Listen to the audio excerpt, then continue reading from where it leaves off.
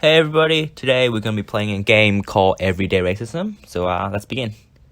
So we start by choosing our character. We got a couple of options, but I think I'm going to go with just by myself. Alright, let's start the journey. So I'm going to skip the how to play. I'll explain it. So basically there will be 4 scenarios every day of the week, and then there will be dialogue options or action options to choose how you react to these things. Alright, so let's start with some morning radio.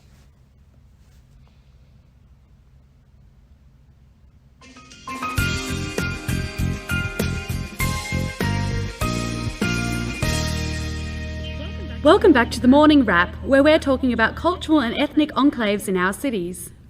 I don't care whether they arrived by boat thousands of years ago or paddled up the Georges River last week. They're just not making an effort to get on with the rest of us.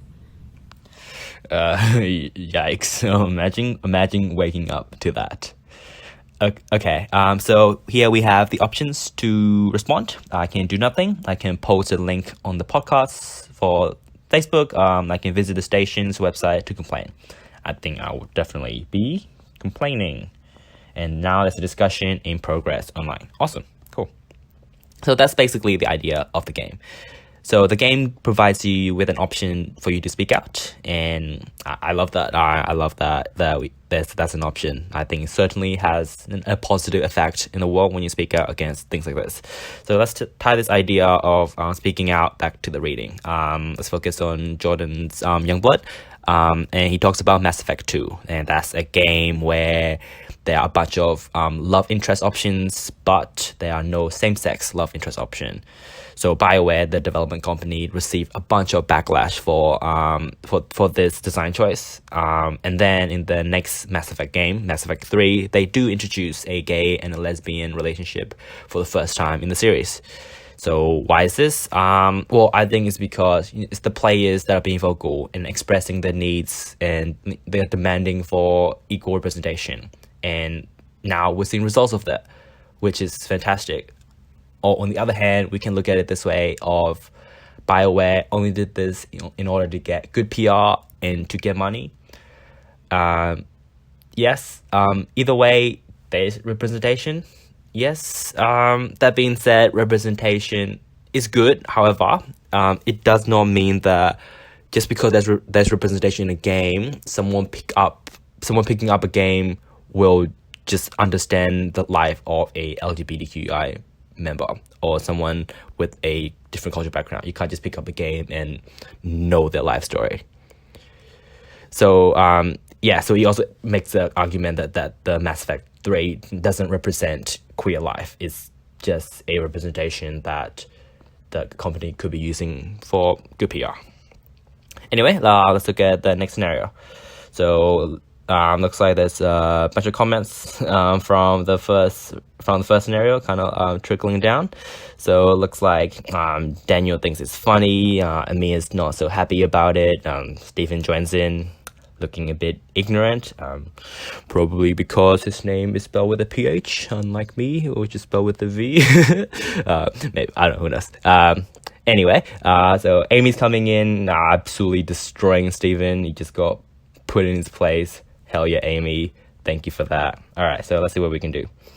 We can do nothing. We can, how to read? I think we can call Daniel a big old idiot. And we can thank Amy for her good service in the comments. I think I'll do that. I'll thank Amy.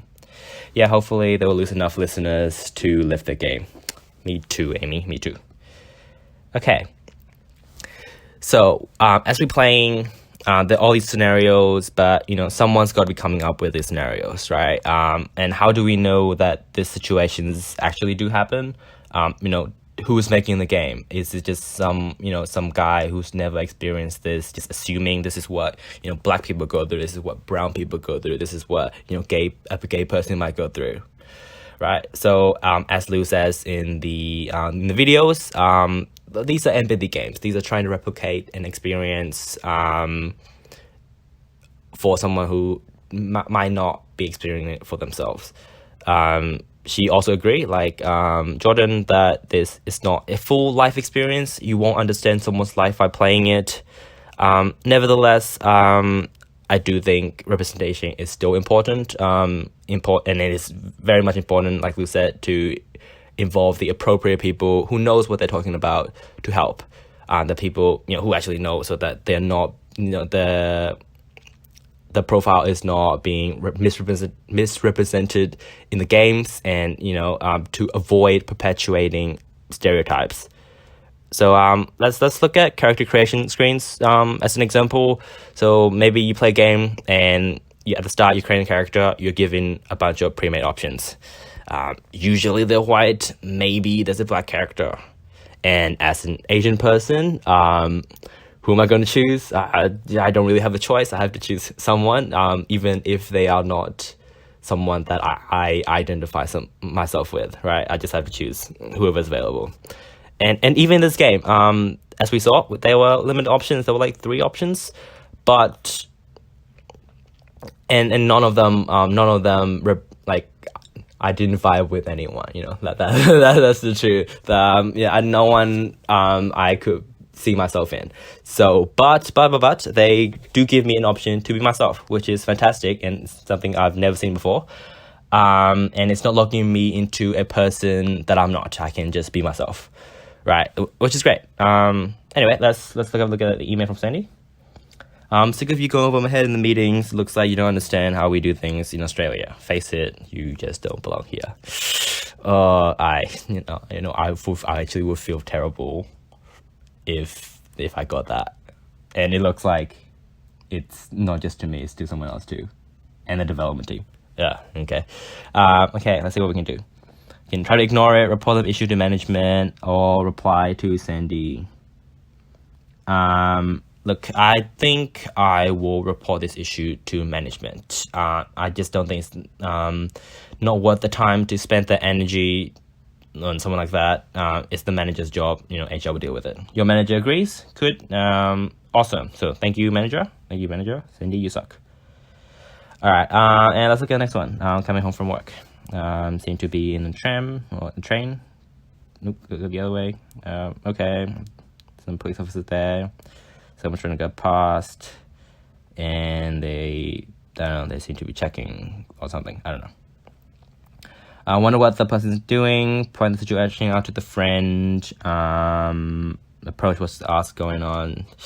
I don't know. Maybe we don't really know what's happening. So I'll choose the first one. Are you surprised that this was your first thought? I don't know. Maybe I don't know. That's an interesting one, because sometimes it happens to everyone. I don't know. Let's complete Wednesday, and let's go to my conclusion. Right. All right. So I agree with Youngblood. And ultimately, games representing queer characters or characters with cultural backgrounds are good. However, they are not representing the entire life. Again, you can't just pick up a game and understand everything about that person's life, right? But can it give insight? Absolutely, I think so. But you're not going to be understanding their life. And representation is important in all media, including video games. But it's more important that they're accurate and that they are appropriate, and it is not further harming the stereotypes.